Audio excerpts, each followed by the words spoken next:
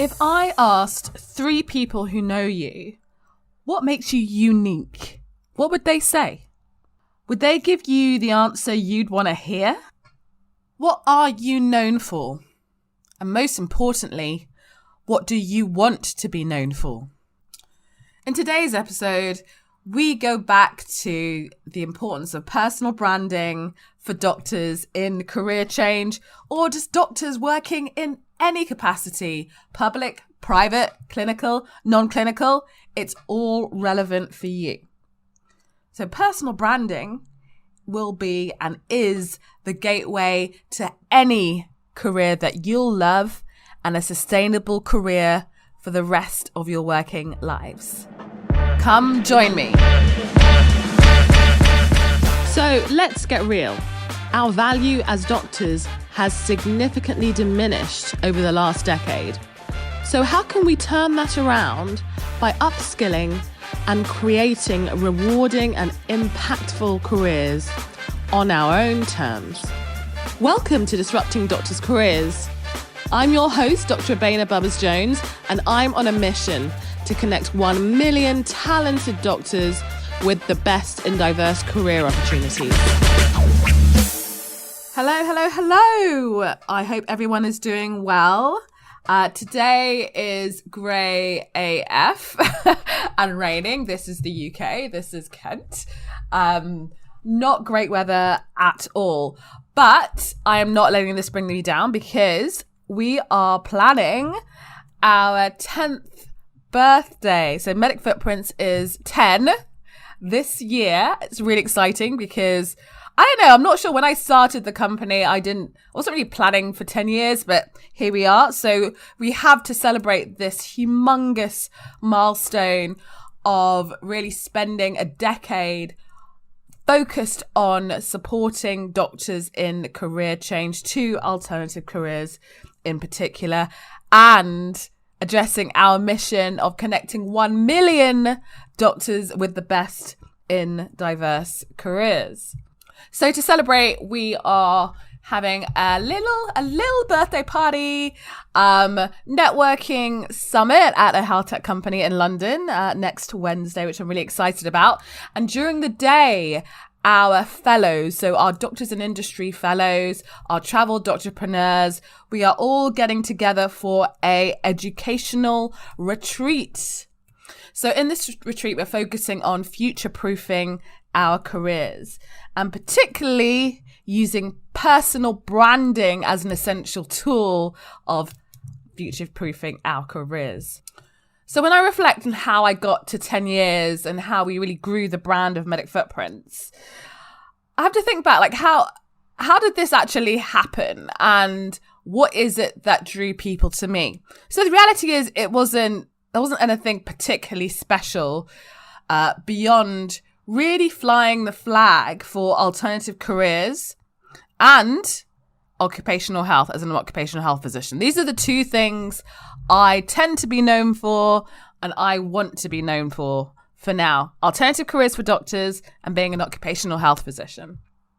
So in flying those flags, people know what I do and they know who to refer me to. They know to send me referrals.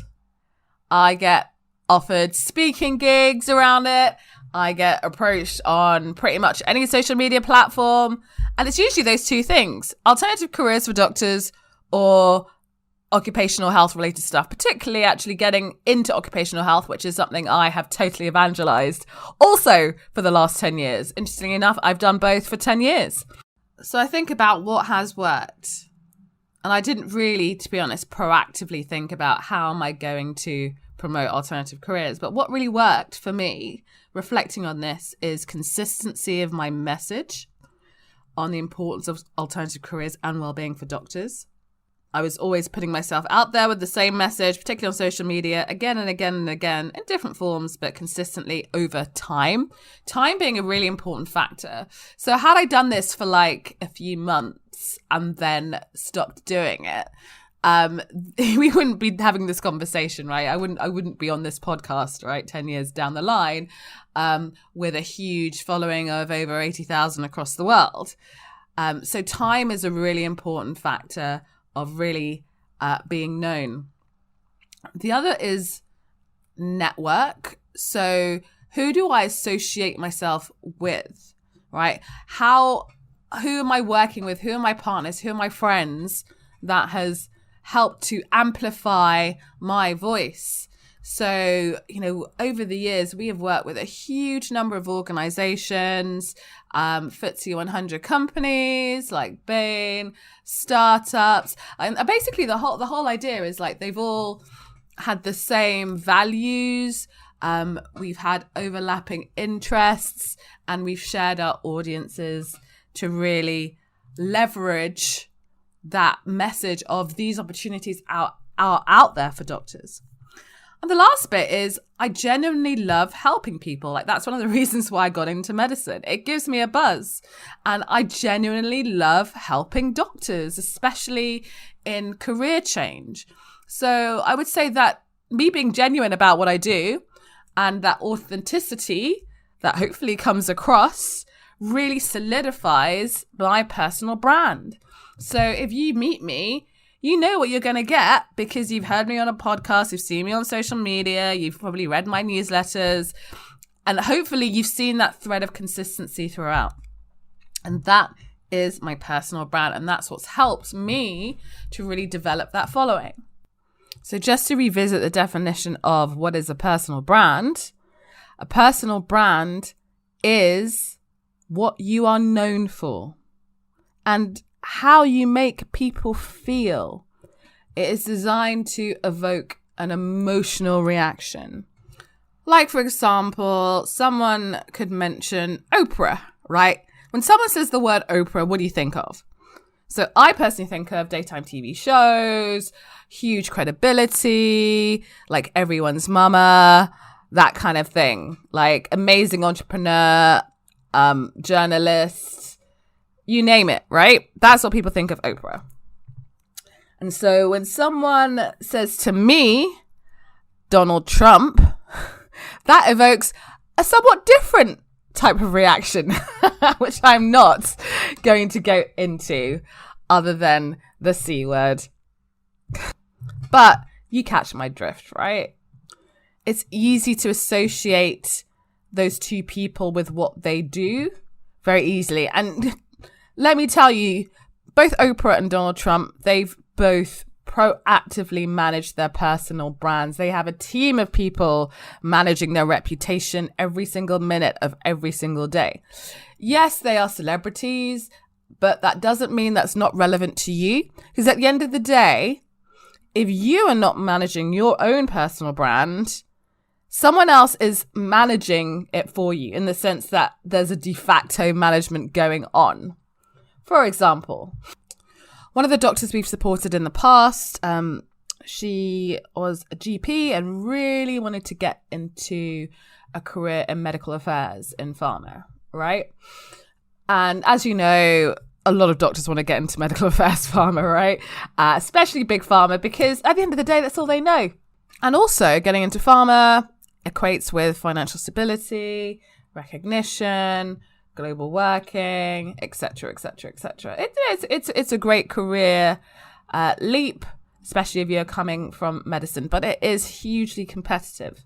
And one of the challenges she faced is when she applied for jobs, she just wasn't really getting any look in whatsoever and was really getting disheartened about it. And, that kind of thing is really disheartening, especially when you're essentially applying for like 100 jobs and not even getting a sniff of a feedback, right?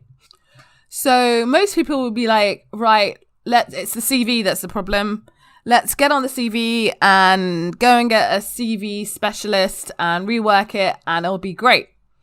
And yes, CV is part of that personal branding, but, a piece of paper is not you, right? And most of the time we know that CVs aren't fully representative of the dynamic individual. So one of the first questions I asked her, I was like, so tell me about yourself. Why pharma? And she really, really just struggled to articulate that. So when I say struggled, and I see this a lot with doctors, there was a lot of words And it went on for several minutes, but even within that, it was very difficult to unpick the why.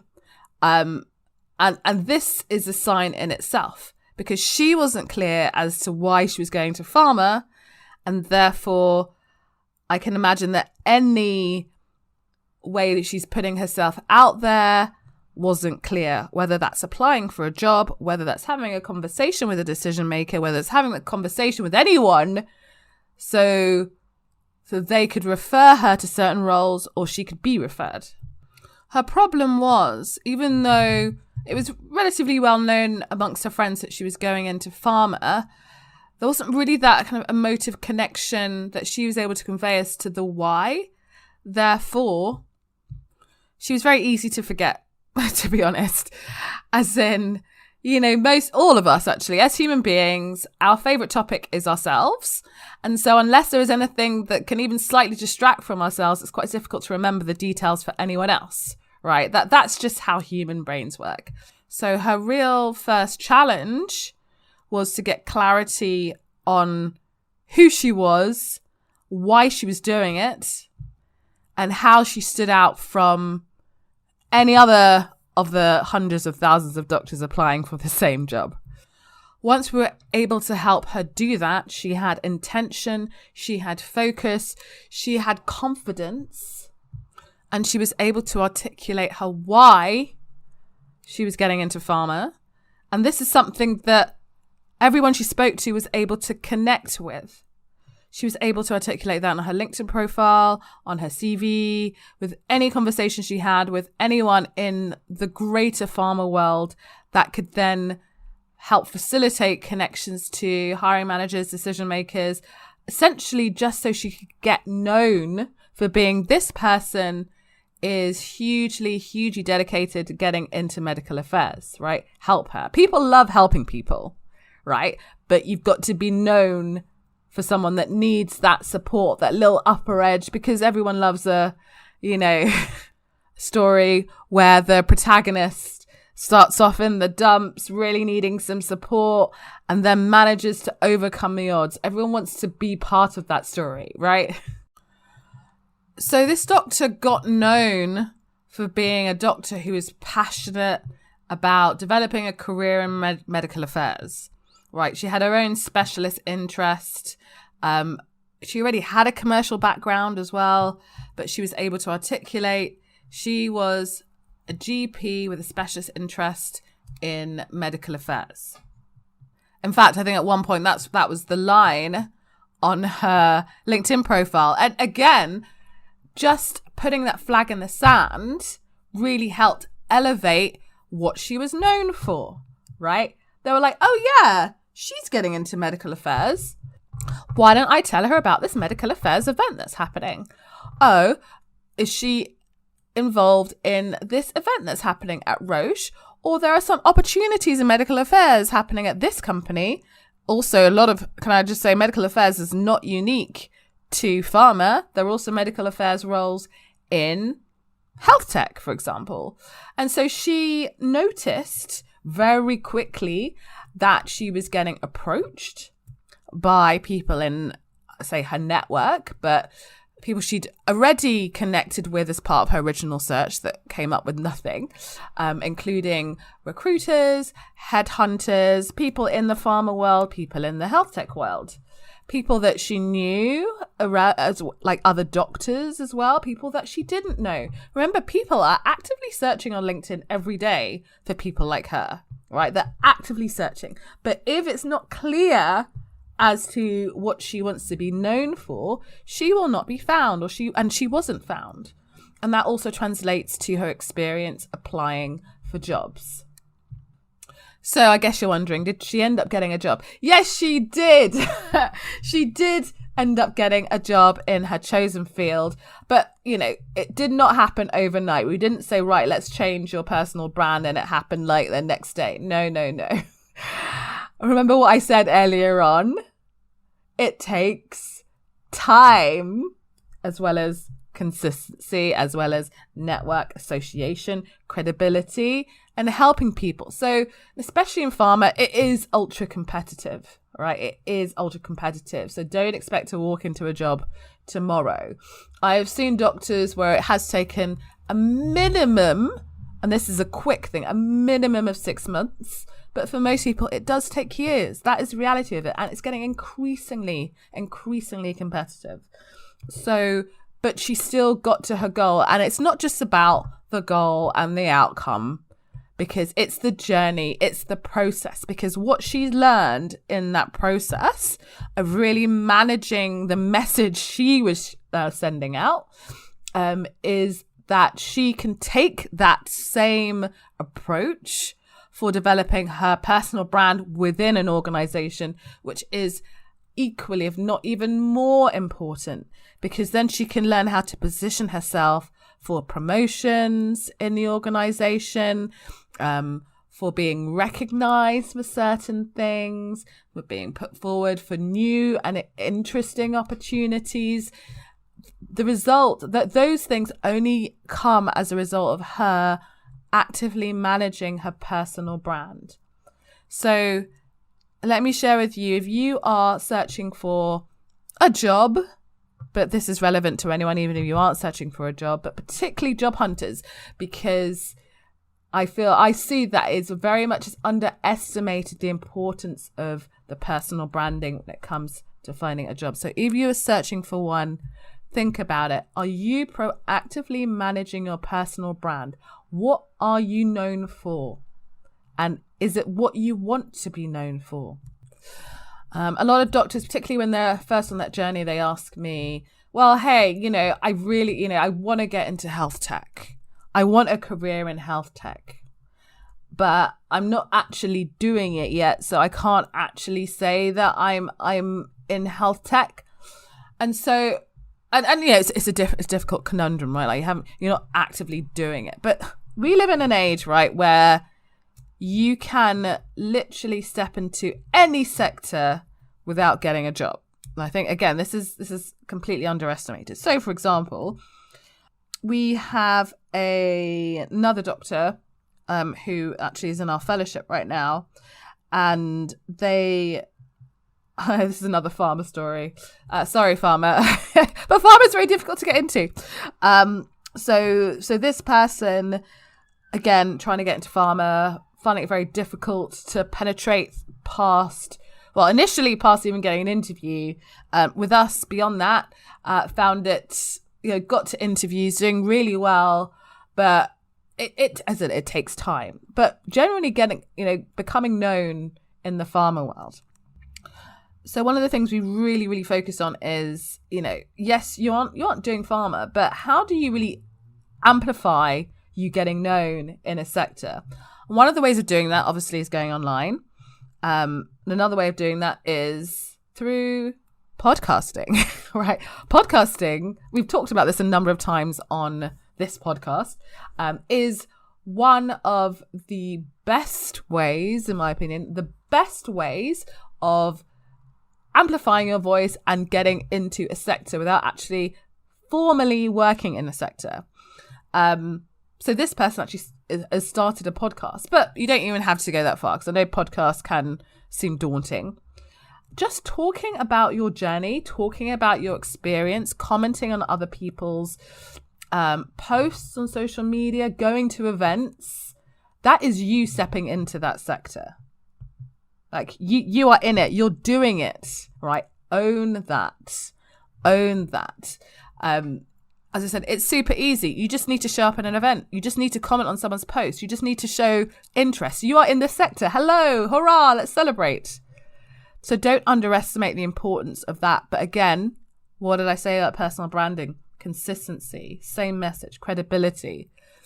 I find particularly those people that I know network or build relationships, part of it is just about being seen in the same places again and again and again and again. And actually that builds trust. I use an example of another fellow that we have who was getting into consulting with VCs, another GP, but consulting with VCs in health tech, right?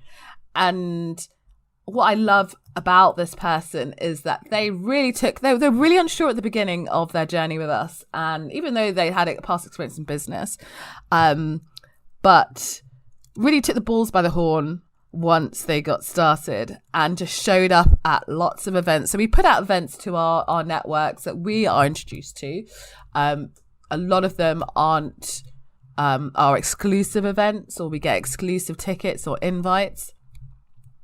So this person ended up going to a number of events, some in the UK, there's one in Malta, and just got known just by showing their faces. Literally saying, hi, oh yeah, I saw you at the last event. Oh yeah. And they got known very, very quickly. Don't underestimate the in-person events, especially post-COVID, I think. And I see how the value of attending those has soared when it comes to developing your network, searching for jobs, searching for opportunities. It's showing up, but consistently, not just one, but several again and again, and backing that up with the social media. That's what's worked for me. That's what I've seen work for a number of fellows. And my final thing to leave you with is, we've talked about LinkedIn, particularly social media, but it's LinkedIn we're talking about. My last thing to leave you with is go and Google yourself. Right, Google yourself now. Like, pause this. And then maybe you don't even need to pause this because you know what comes up when you Google yourself. But for those of you that don't, Google yourself. What comes up? Is it what you want to be known as? And remember, if you are on a job hunt, whoever the decision maker is, whoever the hiring manager is, they will also be Googling you. They won't be relying on your CV and your LinkedIn, your application. They will Google you because your reputation is important for the purposes of their company. And that also is something that's become increasingly, I've seen it a lot more when it comes to hiring managers. Like, they hire doctors or hire anyone that they're buying into your reputation. That is one of the things they're buying. And your online reputation, your footprint means everything. It is your currency alongside all the other stuff we talked about.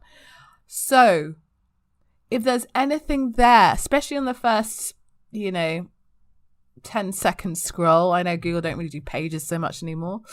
There's anything there that you're not quite happy with, that really does not align with what you want to be known for, you've got a couple of options. One, you can try and remove that content. That's if you have control over that content. Two, you can start writing your narrative yourself. There's lots of different ways to do that and through search engine optimization. But this is what I'm talking about, everyone who's listening. Make sure you control your own narrative. Don't let anyone else control it for you. Anyway, thank you so much for listening today. We are going to jump over to our next episode. And if you enjoyed this episode, 1, don't forget to subscribe if you haven't already. 2, don't forget to leave a glowing review. I'm only accepting glowing reviews, guys. If you've got anything bad to say, don't leave a message. You can email me, though. I do love feedback. And the third point is, if this really resonated with you and you really want to deep dive further into creating a glowing personal brand that you are proud of so that you can receive limitless opportunities when it comes to your career, not just now, but for the foreseeable future, then join our Doctors in Industry Fellowship. We are open for cohort 3, which actually will close in a few weeks. Go to medicfootprints.org/industry. See you in the next episode.